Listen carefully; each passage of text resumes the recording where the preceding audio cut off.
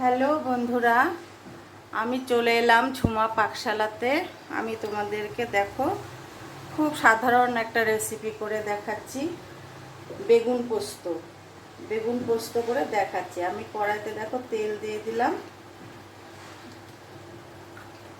তেলটা গরম হোক, গরম হলে তোমাদের তারপরে দেখাচ্ছি। দেখো তেল আমার গরম হয়ে গেছে।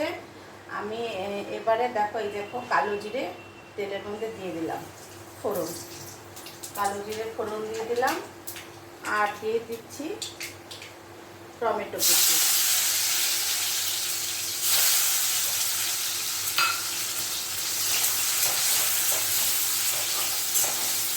টমেটোটাকে একটু ভেজে দিচ্ছি। টমেটোটা আমার হালকা মতো ভাজা হয়ে গেছে। আমি দিয়ে দিচ্ছি এই যে বেগুন, দেখো বেগুনগুলো এখন ডুম করে কেটেছি, বেগুনগুলো দিয়ে দিচ্ছি।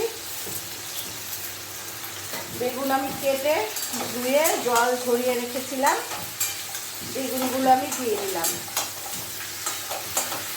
এবারে দিয়ে দিচ্ছি দেখো এই যে পোস্ত বাটা, পোস্ত দিয়ে আর লঙ্কা দিয়ে একসাথে করে বেটেছি।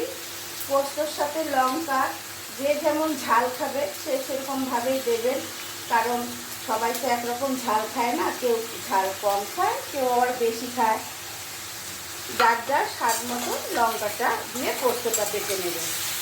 তারপরে পোস্তটা দিয়ে একটু বেগুনটাকে কষিয়ে নিতে হবে।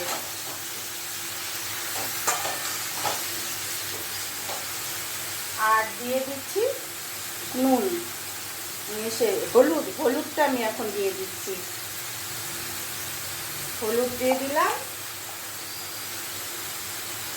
খুব সহজ রান্না এটা। আর এবার আমি দিয়ে দিচ্ছি পরিমাণ মতন নুন দিয়ে দিলাম, তাহলে তাড়াতাড়ি হয়ে যাবে রান্নাটা। বেগুনটা তাড়াতাড়ি ভাজা হয়ে যাবে, সেদ্ধ হয়ে যাবে। এবারে আমি একটু নাড়াচাড়া করে নেব, ভালো করে মিশিয়ে নেব বেগুনের সাথে পোস্ত হলুদ যা যা দিলাম এগুলো সব একসাথে মিশিয়ে নেব। এই রান্নাটা কিন্তু রুটি, পরোটা, তারপরে ভাত সব কিছুর সাথেই খেতে খুব ভালো লাগে। আর খুব ঝটপটও হয়ে যায়, তাড়াতাড়িও হয়ে যায় একদম।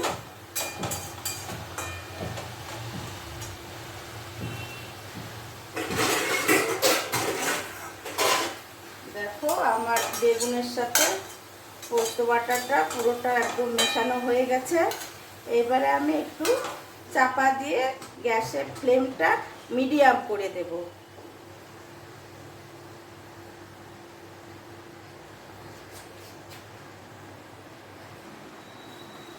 আমি চলে এলাম আমার রান্নাঘরে 3 মিনিট বাদে। দেখো আমি ঢাকনাটা খুলে দেখছি কি হলো।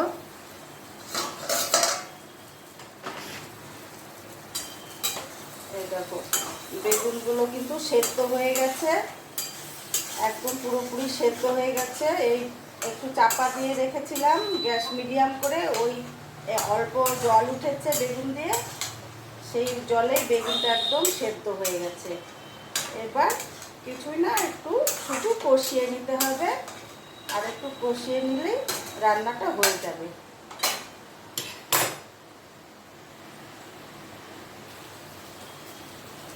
এবারে আমি 3টে কাঁচা লঙ্কা চেরা দিয়ে দিলাম, আর দিয়ে দিচ্ছি স্বাদ মতো মিষ্টি, চিনি দিয়ে দিলাম।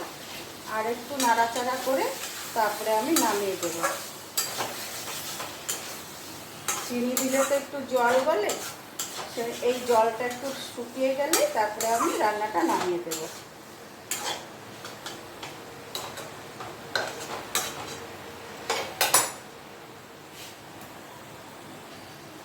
রান্নাটা আমার পুরোপুরি হয়ে গেছে, কারণ আর কষানো যাবে না, তাহলে বেগুন একেবারেই গলে যাবে। একদম হয়ে গেছে রান্না।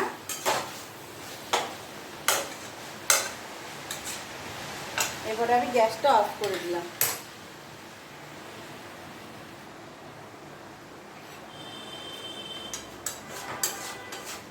এবার ঢেলে, এটা থালার মধ্যে ঢেলে দিচ্ছি।